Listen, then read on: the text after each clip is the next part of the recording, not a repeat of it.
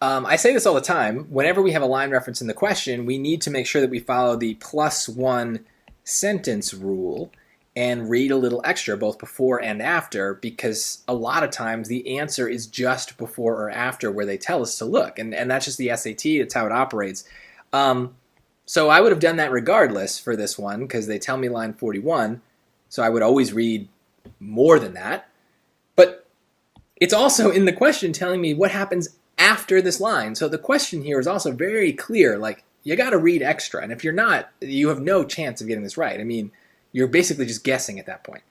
So let's see what's going on. Starting here, instead of flying up to their perches, the baby chookers were using their legs. Time and again, Terry had watched them run right up the side of a hay bale, flapping all the while. Ken dashed out to see for himself, and that was the aha moment. Okay. The birds were using their wings and legs cooperatively, he told me, and that single observation opened up a world of possibilities. All right. Working together with Terry, who has since gone on to study animal locomotion, Ken came up with a series of ingenious experiments, filming the birds as they raced up textured ramps tilted at increasing angles. So because of this aha moment, he came up with experiments. He did something different. Okay, so let's now look at the choices.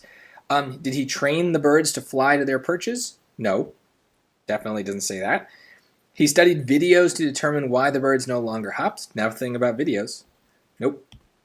He observed how the birds dealt with gradually steeper inclines. Yeah, the ramps are tilted at increasing angles.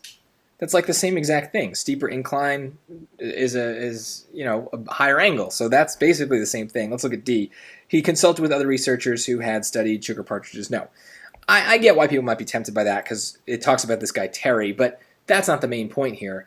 And plus, that's one other guy, so that's not enough. We need multiple researchers. That's what that's saying. And it doesn't say what Terry did. It doesn't say that he had previously studied these partridges. It just says he worked with this guy, Terry. So that's it. So there you go. The +1 sentence really just gives us the answer here. So we should be doing that as a matter of habit. Anytime you have a line reference, read a little extra. I think in this case, I actually added 2 sentences. Mostly because this quote, I guess, I thought originally was part of that one. But there you go. If we don't have an answer right in the line that they tell us, you can play with this rule and be flexible. You can read +2 sentences. As I always say, the best part of the no reading strategy is that we can always read more if we need to. Nothing is preventing you from doing that. So the answers are usually in these small spaces, and they're usually nearby where they tell us. If you don't find it, read a little extra. Odds are you'll find it eventually.